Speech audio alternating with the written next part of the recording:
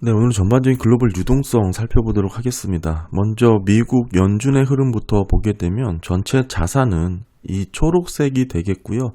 쭉 계속 줄고 있죠. 현재 최근 데이터가 6조 7천억 달러로 확인이 되고 있습니다. 네, 보시는 것은 연준 대차 대조표 흐름이고 마찬가지로 최근 날짜 수요일 기준으로 해서 6조 7,800억 달러 정도 확인이 되고 있습니다. 다만 이렇게 총 자산이 줄어들고 있음에도 불구하고 전체 유동성이라고 볼 수 있는 부분은 결국 지급준비금이 될 텐데요. 이 부분은 이제 부채단에 나온 그런 내용이고 결국 이 통화량, 현금 부분은 크게 변동이 되지 않기 때문에 우리가 많이 제외를 하고 살펴보죠. 이 영래포하고 TGA 계좌 그리고 지급준비금 이 정도로 부채 계정을 보시면 됩니다. 이걸 다 합산하게 되면 6조 8천억 정도 된다. 연준의 총 자산이 이 정도 수준이다. 이렇게 볼 수가 있겠고 이렇게 총 자산이 줄어들었다고 하더라도 실제 지급준비금의 움직임을 살펴보는 게 중요합니다. 네, 보시면 연준의 지급준비금 추인데요. 현재 3월 26일자 기준으로 3조 4,500억 달러로 집계가 됐습니다. 오히려 저점 이후 계속 증가하고 있는 모습이 나오고 있는 것이죠. 한마디로 유동성이 더 늘어났다. 이렇게 볼 수가 있는 부분이고 사실 3조 달러를 붕괴했던 시점 이럴 때가 유동성에 좀 위험 리스크로 확인됐던 구간인데 빠르게 다시 증가를 하면서 상당히 유동성에 있어서는 넉넉한 모습을 계속적으로 보여주고 있다. 이렇게 평가를 할 수가 있고요. 한마디로 지금 연준이 QT를 계속 진행한다고 하더라도 사실 4월부터는 QT 테이퍼링을 한 단계 더 축소를 시켰죠. 원래 애초에 600억 달러 국채를 줄이는 QT를 진행을 하다가 작년 6월이죠. 600억 달러에서 250억 달러로 줄였고 이번 4월 오늘부터죠. 250억 달러에서 50억 달러로 QT 테이퍼링을 또 진행을 했습니다. 한마디로 QT를 계속적으로 더 오래 진행하고 싶다. 대신 규모를 축소해서 이런 뜻이 됩니다. 지금 이 4월 달부터 250억 달러에서 50억 달러로 줄어든 이 의미는 사실 만기 국채가 대략 월 평균 400억 달러 수준이 되거든요. 그러니까 매달 돌아오는 국채 수준이 400억 달러가 되는데 여기서 연준이 하는 QT만큼 빼고 재투자를 하게 되는 것이죠. 재연장을 하게 되는데 결국 실질적으로 보면 재투자하는 규모가 늘어났다. 이렇게 볼 수가 있겠죠. 사실상 250억 달러에서 50억 달러로 QT 규모를 줄임으로 인해서 대략 월 평균 400억 달러의 만기 국채 규모 대부분 비슷하게 추정을 해보면 350억 달러 정도가 되겠죠. 그 정도 수준을 계속 재투자할 수 있는 규모가 생겼다. 이걸 연간으로 단순 계산해보면 4,200억 달러 수준이 됩니다. 그만큼 연준이 미국 국채 매수를 하는 자금이 생기는 효과다. 이렇게 볼 수가 있고 결국 QT를 종료했다라고 보기는 어렵지만 사실 종료에 근접해 있는 QT 테이퍼링의 모습이다. 이렇게 볼 수가 있겠고 전반적으로 지급준비금의 흐름이 3조 4,500억 달러 수준까지 높아져 있는 상황이기 때문에 유동성 측면에서 충격이 있을 것이다 이렇게 보기는 어렵습니다. 사실 저는 예전부터 이 단기자금 시장의 유동성이 풍부하다고 계속 말씀을 드렸었죠. 아래 차트 보시게 되면 결국 IORB 상단과 영래포 금리 이 레벨 자체가 다운돼서 움직인다라는 것을 계속 강조를 드렸었죠. 우리가 단기자금 시장의 유동성이 문제가 되려면 왼쪽 차트와 같은 모습이 돼야 됩니다. 2018년도, 2019년도 SORB가 튀었던 그런 사례인데 이 정도 보시면 이 빨간색 상단에 붙어서 SORB 단기자금 시장의 거래금리가 움직였던 것을 확인할 수 있습니다. 상회했던 구간도 있고 오히려 크게 늘어났던 부분도 있죠. 다만 최근 흐름은 이 하단 쪽에 붙어서 결국 움직였다라는 것을 말씀을 꾸준히 드렸습니다. 영래포 금리 쪽에 붙어서 움직이고 있는 흐름이 지속적으로 이어졌다. 그렇다면 최근 흐름 어떤지 한번 살펴보게 되면 보시면 최근의 단기자금 시장의 흐름입니다. 여전히 이 파란색 상단에 있는 게 IORB죠. 지급준비금에 부과되는 그런 금리이고 물론 과거에 비해서 이 레벨 자체가 이 파란색 상단 라인 쪽에 많이 붙어 있는 것은 확인할 수 있습니다. 그럼에도 여전히 이 파란색 IORB 금리를 넘어서는 모습은 나오고 있지 않죠. 물론 가끔 이렇게 상회하는 모습, SORB 금리가 튀는 모습이 나오긴 하지만 이런 부분은 제가 3, 6, 9, 12 분기말에 나타나는 효과일 수 있다는 거 계속 말씀을 드렸었고 이런 흐름입니다. 분기말에 나타났던 이런 흐름이다 계속 말씀을 드렸고요. 물론 과거에 비해서는 어느 정도 이 레벨 자체가 단기금리 레벨 자체가 상단으로 올라선 모습이긴 하지만 여전히 중간 정도의 위치를 했고 과거 흐름과는 완전히 다른 모습이죠. IRB를 상회하지 않은 모습이고 이런 모습이기 때문에 단기자금 시장의 유동성이 문제가 된다. 뭐 이렇게 보기는 현재도 어렵다. 이렇게 말씀을 드릴 수 있습니다. 뭐 지금까지 잠깐 정리를 해보면 결국 4월부터 QT 테이퍼링이 더 진행이 돼서 250억 달러에서 50억 달러로 진행이 되는 것이죠. 그러니까 200억 달러 정도가 재투자되는 금액이 더 늘어난 겁니다. 그만큼 월별로 보게 되면 대략 350억 달러 재투자하는 규모이기 때문에 연준의 QT가 상당히 완화됐다. 이제는 뭐 거의 정지되는 수준이다. 이렇게 볼 수가 있는 거고 이걸 연간으로 따지면 4,200억 달러 정도니까 그만큼 미국 국채를 계속 사주고 있는 매수 자금이 생기는 효과다. 그렇게 보시면 될 것 같습니다. 작년 6월달 600억 달러에서 250억 달러로 줄었을 당시만 하더라도 이런 QT 테이퍼링의 효과로 금리가 좀 낮아지는 그런 효과가 나타났었죠. 다만 지금 최근에는 4월달 상호관세를 앞두고 이게 상호관세가 될 거냐 보편관세가 될 거냐 아직 백악관조차도 결정이 내리지 못하고 있는 상황이라고 하는데 이런 불확실성이 어느 정도 해소가 되어야 방향성이 잡히지 않을까, 금리 방향성이 잡히지 않을까 그렇게 보고 있습니다. 대체적인 컨센은 생각보다 강한 관세 정책을 일단 발표를 하고 이후에 개별 국가별로 협상을 진행할 것이다라는 게 전반적인 컨센이죠. 그런 흐름으로 진행이 될 것이다. 뭐 이렇게 볼 수가 있는 건데 사실 전반적으로 이런 매크로 환경을 지금 금리, 10년물 시장금리가 제대로 반영을 하지 못하고 있습니다. 그 이유 자체가 결국에는 소프트 데이터라고 볼 수 있는 소비 심리라든지 뭐 PMI 이런 설문조사를 기반으로 발표되는 매크로 데이터는 상당히 위축되고 부진한 모습이 나타났습니다. 그럼에도 여전히 하드 데이터는 여전히 견고하다. 뭐 이렇게 시장은 평가를 하고 있는데 파월조차도 그렇게 언급을 하고 있죠. 이런 모습 속에서 지금 현재 주가의 움직임은 나스닥 기준으로 200일 이평선을 하회해서 움직이고 있습니다.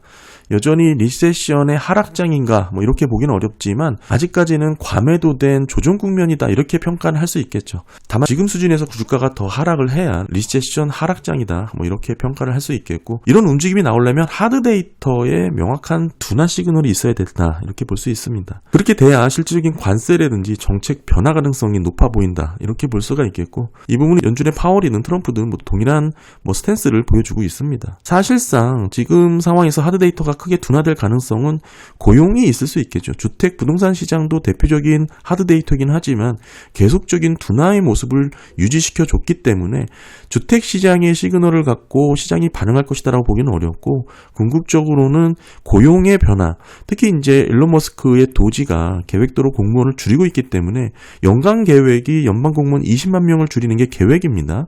다만 침체 정도의 실업자가 생기려면 100만 명 정도가 나타나야 되기 때문에 그에 아직은 미치지 못하는 수준이죠.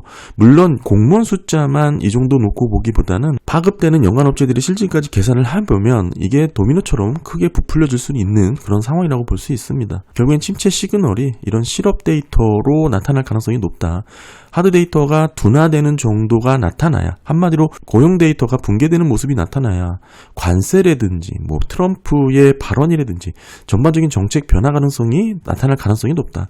그런 모습이 확인이 되어야 주가도 반등을 하는 추세로 전환되지 않을까 뭐 그렇게 보고 있고요. 다만 그 시점이 지금 조정 국면에서 그런 모습이 나타날지 아니면 좀 더 하락장에서 나타날지는 결국에는 이 관세에 대한 정도 그거는 아직 알 수 없기 때문에 현재 시장은 불확실성을 그대로 반영하고 있다. 뭐 이렇게 볼 수가 있겠고요. 뭐 일단 유동성 측면에서 지급준비금이 3조 4천억 달러를 상회한 수준이기 때문에 그렇게 크게 흔들릴 상황은 아니다. 뭐 이렇게 볼 수가 있고 더불어서 단기자금 시장의 흐름도 말씀드렸다시피 안정적인 수준을 계속 유지하고 있다. 이렇게 볼 수가 있겠죠. 네, 그리고 TGA 계정 보시게 되면 3,150억 달러 정도로 줄었습니다. QRA를 보면 분기 말까지 7천억, 8천억 달러를 목표로 움직이고 있기 때문에 결국에는 연방정부의 재정 지출이 다시금 늘어날 가능성이 높다. 이렇게 늘어나게 되면 지급준비금이 줄어들 수밖에 없기 때문에 유동성 측면에서도 참고를 하셔야 될 그런 부분이고요. 다음은 이제 영래포 흐름인데 보시는 것처럼 계속 감소하는 가운데 뭐 살짝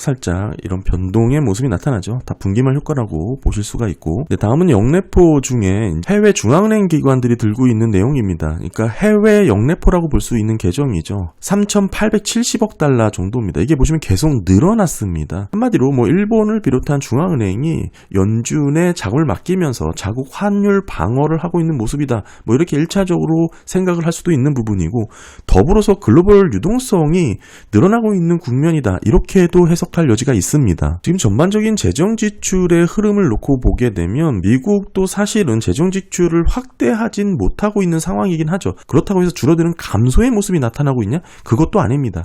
한마디로 재정 지출이 늘어나고 있지는 않지만 감소하진 못하고 있는 상황이죠. 사실 지금까지 미국의 성장이 강하게 나왔던 이유 자체가 정부 주도의 부채 반응이 늘 있었고 재정 지출로 성장을 뒷받침했기 때문인데 최근 트럼프가 들어서면서부터는 재정 건전성을 언급하기 시작했죠. 그런 모습의 방향성이 달라졌기 때문에 재정 지출이 줄어들 것이다라고 기대는 하고 있지만 실질적으로 데이터로 확인된 건 아닙니다. 다만 이 아래 차트 보시는 것처럼 유럽이라든지 독일을 중심으로 유동성이 늘어나고 있는 모습들이 많이 확인이 되고 있어요. 특히 독일 같은 경우에는 24년 GDP의 12% 수준으로 인프라 투자 특별 기금까지 준비를 하고 있는 상황이고요. 이 정도의 재정 지출은 독일이 통일됐던 당시보다 많은 수준입니다. 한마디로 독일을 중심으로 유럽이 유동성을 확대하고 있다. 재정 지출을 늘릴 것이다라는 게 하나의 배경이고 더불어서 중국도 24년부터 전반적으로 소비 중심의 부양 정책을 실행 중이죠. 한국도 마찬가지고요. 따라서 전반적으로 미국을 제외한 국가들 위주로 재정정책이라든지 정부 지출이 내수를 살려야 되는 상황이다. 한마디로 글로벌 통화량이 늘어나고 있는 상황이다. 이렇게 정리를 할 수가 있습니다. 네, 요 그림 보시게 되면 초록색 연준의 그림이죠. 쭉 줄었다가 바닥에서 소폭 늘어나고 있는 움직임이고 파란색 유럽중앙은행도 마찬가지로 반등의 모습이 나타나고 있습니다. 그리고 중국 보셔도 마찬가지로 저점 이후 늘어나고 있는 패턴이죠. 일본만 좀 줄어들고 있는 모습이 나오고 있는 상황인데 전반적인 메이저 중앙은행들의 자산의 흐름이 이런 모습을 갖추고 있습니다. 전체적으로 글로벌 통화량이 늘어나고 있는 모습이다. 이렇게 볼 수가 있겠고 조금 확대해서 보더라도 그런 모습이 있죠. 월간 변화, 주간 변화 보시더라도 반등을 하고 있는 그런 모습이고 최근에 매크로 흐름을 좀 정리를 해보면 성장률은 하향되는 모습을 보여주고 있습니다. 미국도 견고하게 유지해오다가 최근 들어서 성장률 자체가 하향 조정되는 모습이 나오고 있고 더불어서 물가 상승률은 상향되는 그런 그림이다. 이렇게 볼 수가 있겠죠. 그렇다 보니까 경기 둔화의 모습에도 불구하고 시장금리가 크게 떨어지지 않고 있는 그런 모습을 보여주고 있는데요. 쉽게 설명드리면 스태그플레이션이다. 이렇게 해석할 여지가 있지만 사실 이런 부분은 현실화되기 어렵다는 거 계속 강조드리고 있습니다.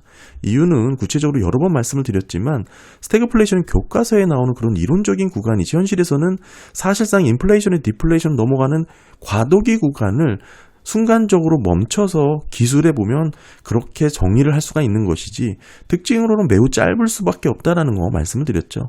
우리 과거 70년대 스태그플레이션이 나타났던 배경에는 지금하고는 많은 차이점이 있습니다. 당시는 달러 가치가 4분의 1 토막 나던 그런 상황이기 때문에 좀 유념해서 비교를 하셔야 된다. 계속 강조를 드리고 있고요.